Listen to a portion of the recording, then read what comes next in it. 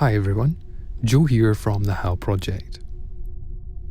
For anyone not familiar with the channel, the HAL Project is an animated graphic recreation of the computer displays from the film 2001: A Space Odyssey.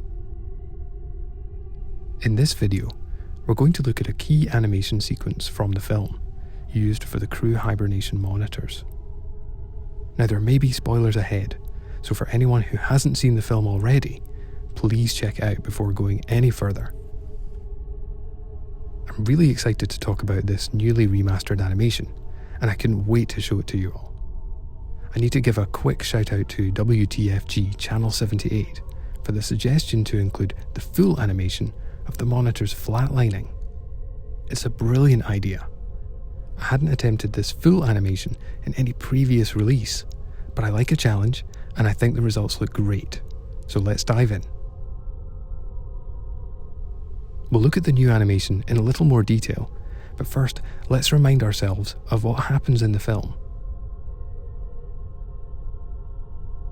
Dave Bowman is outside the ship in an attempt to rescue Frank Poole, and the only glimpse of life in the otherwise cold and sterile interior of Discovery 1 is provided by the monitors that sit above each of the 3 hibernating crew members. It's at this moment, during one of the most chilling sequences of the film, where we see an animation of that life slowly draining away as HAL decides to kill the rest of the crew. Now, let's look at this sequence again, but this time with the new HAL Project 4K Remaster animation.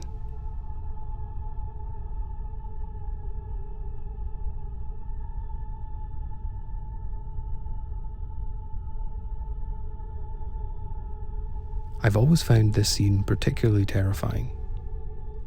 It somehow manages to make the audience feel as equally powerless as the hibernating crew members, as we sit and watch as the last moments of life trace out on a computer screen.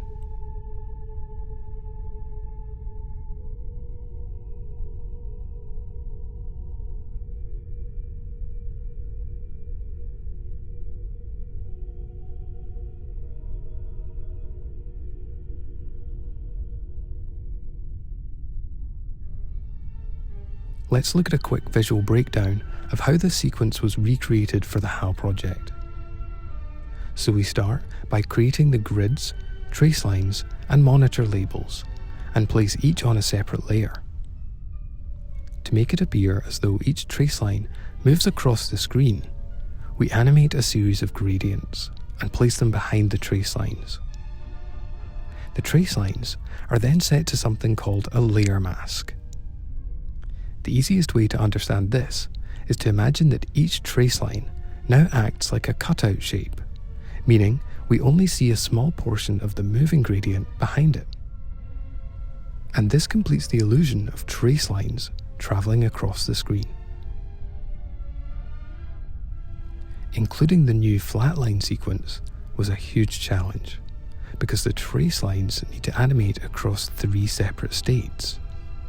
Each state needs to blend seamlessly from one to the next, and trigger at the same time as when the labels and grids change colour to red.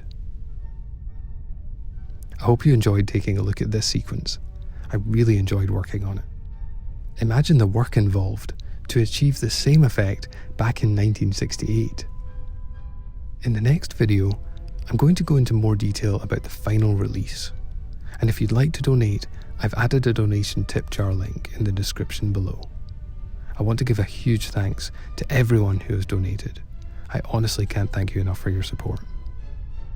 As always, I would love to hear from you, so drop me a message in the comments below, and hit that subscribe button to make sure you don't miss any future updates. Thank you so much for watching, and I'll see you next time.